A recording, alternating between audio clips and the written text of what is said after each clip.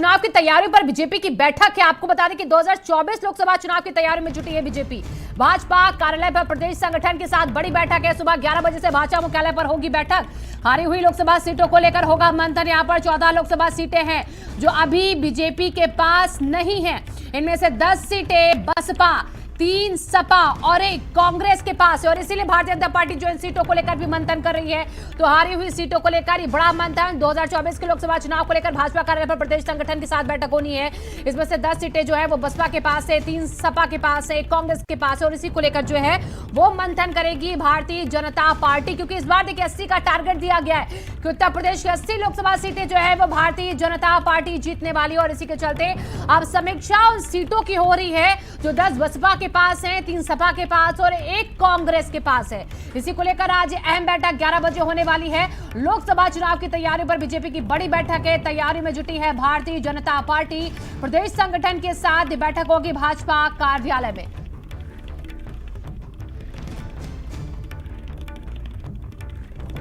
तो लगातार देखिए 24 की तैयारियों को परखती यहां पर भारतीय जनता पार्टी। पहले देखिए जो कमजोर बूथ लेवल पर काम करना है उसको लेकर तैयारी की गई है, उसको लेकर बैठक की गई है। जहां पर भी भारतीय जनता पार्टी को अपना बूथ लेवल कमजोर दिख रहा है वहां पर फोकस कर, यानी कि अब पूरा फोकस जो है वो मजबूती पर नहीं बल्कि उन बिंदुओं पर है जहां पर बीजेपी जो है वो लूज करती दिखती है।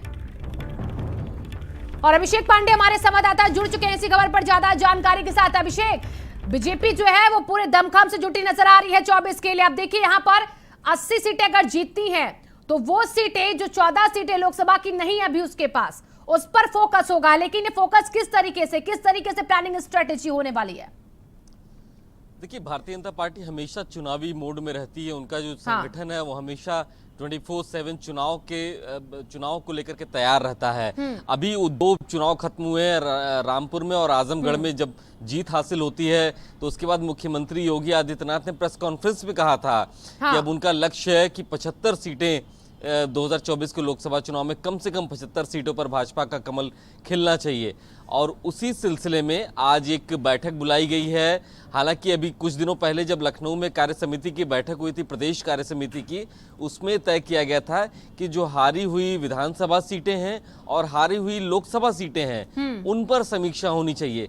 कुछ दिन पहले विधानसभा सीटों की समीक्षा हुई थी और उसका जिम्मा नेताओं को सौंपा जा चुका है। आज हारी हुई 14 लोकसभा सीटों पर समीक्षा की जाएगी।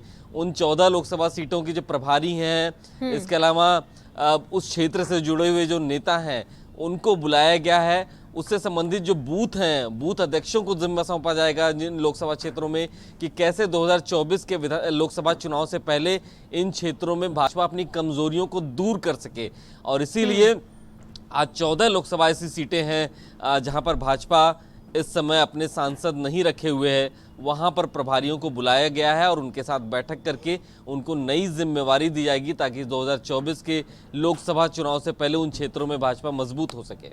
बिल्कुल। और देखिए अब भाजपा पूरा फोकस कर रही है अभिषेक कि अगर इन 80 सीटों को जीतना है तो कमजोरियों को पहले देखना होगा, उन लूज पॉइंट्स को देखना होगा जहां पर बीजेपी जो है मजबूत नहीं है या फिर जिसे मजबूत करना है। और इसी के साथ अभिषेक, अगर इन 14 सीटों का हम जिक्र कर ले जो 10 बसपा, 3 सपा, 1 कांग्रेस के पास है, इन सीटों की जो चुनौती है वो क्या लग रहा है, कितनी बड़ी होगी बीजेपी के लिए? क्योंकि भारतीय जनता पार्टी विश्वास रखती है अपनी हार को भी जीत में बदलने में। देखिए अभी जो बाई इलेक्शन हुए हैं अगर उसकी समीक्षा की जाए तो ये माना जाएगा कि भारतीय जनता पार्टी मजबूत हुई है क्योंकि ये 2 गढ़ थे एक तरीके से समाजवादी पार्टी के, 2 मेजर पॉइंट्स थे समाजवादी पार्टी के, तो वहां पर बीजेपी को जीत हासिल हुई है। अब 2019 के जो लोकसभा चुनाव थे वो परिस्थितियां बहुत अलग थी। सपा बसपा का गठबंधन था और उस गठबंधन में 10 सीटें बसपा को गई थी, 5 सीटें समाजवादी पार्टी को गई थी। तो ऐसे में 2024 का जब चुनाव आएगा उस समय के तालमेल क्या होगा राजनीतिक दलों में, परिस्थितियां क्या होंगी, वो दूर की बात है। लेकिन कम से कम भारतीय जनता पार्टी की अपनी तैयारियां हैं, ये चुनौतियां बिल्कुल हैं। क्योंकि जब बीजेपी की लहर थी बावजूद इसके वो 15 सीटें बीजेपी हारी थी, तो वहां पर चुनौतियां जरूर है और उन कमियों को दूर करने के लिए आज बैठक बुलाई गई है। बिल्कुल अभिषेक, आप नजर बना के रखिएगा इस बैठक पर भी, बने रहिए हमारे साथ। आप अगली खबर का रुख करते